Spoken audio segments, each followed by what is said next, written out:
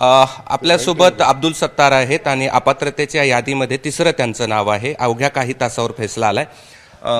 काय प्रतिक्रिया आहे? अवघ्या काही तासावर फैसला आहे आणि 3 नंबरवर तुमचं नाव आहे। नाही, मला वाटतं की आमच्याकडे जसं मी सांगितलं की निवडणूक आयोगाने आम्हाला नाव दिलं, आम्हाला पक्षाचं चिन्ह दिलं, त्या पद्धतीने आमच्याकडे जी भक्कम बाजू आहे त्यानुसार आमचा याच्यामध्ये निर्णय आमच्यासारखा होईल अशी आम्हाला अपेक्षा आहे। परंतु या व्यतिरिक्तही नियमाप्रमाणे जे काही त्यांना तपासायचं आहे, जे काही सन्माननीय अध्यक्ष महोदय निर्णय देतील ते आम्ही सर्व मान्य करू।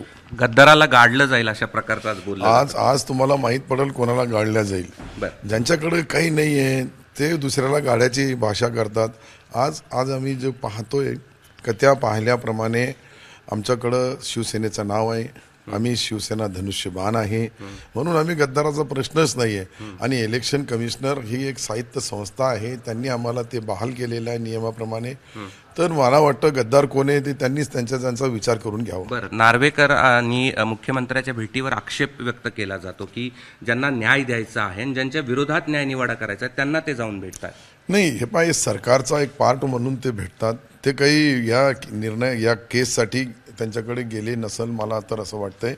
परंतु सरकार चालवताना अध्यक्ष आणि मुख्यमंत्री यांना महत्वाच्या काही राज्याच्या बद्दल चर्चा करायच्या असतात, त्या चर्चेनुसार करण्यासाठी ते गेले असतात। बरं, आज निकालानंतर ठाकरे गटाची स्थिती काय असेल आणि तुमची शिवसेनेची स्थिती काय असेल? नाही, आमची स्थिती भक्कम आहे। आम्हाला चिन्ह मिळालेलं, मी पहिले 3दा बोललो आतापर्यंत, आम्हाला चिन्ह मिळाला, आम्हाला नाव मिळालं, आम्ही भक्कमच आहे। जे भक्कम नाहीये त्यांची स्थिती काय होईल तुम्हाला 2-3 तासानंतर माहीत पडेल। काय होईल? बस तीच होईल। पक्षप्रवेश काय होतं काय नाही होतील आता त्यांच्याकडं फक्त आता आग लावण्याचं काम राहील मशाल म्हणून, आणि आमच्याकडे धनुष्यबाण आहे रामाचा, तर त्या बाणाचा उपयोग येणाऱ्या निवडणुकीमध्ये त्या निशाणीला महत्त्व आहे, कारण की ती महत्त्वपूर्ण असा तो आम्हाला निशाण जे आम्हाला चिन्ह दिलेलं आहे त्याचा फायदा निश्चित आम्हाला मिळणार। हे होते अब्दुल सत्तार आणि त्यांनी स्पष्ट केलेलं आहे की निकालामध्ये काही तासातच लागणार आहे, त्यावरती स्पष्ट निश्चित होईल आणि आजच्या निकालावरची त्यांची ही प्रतिक्रिया होती। कॅमेरामन धनंजय दारुंट्यासह मी कृष्णा केंडे, एबीपी माझा, छत्रपती संभाजीनगर। एबीपी माझा, उघडा डोळे बघा नीट।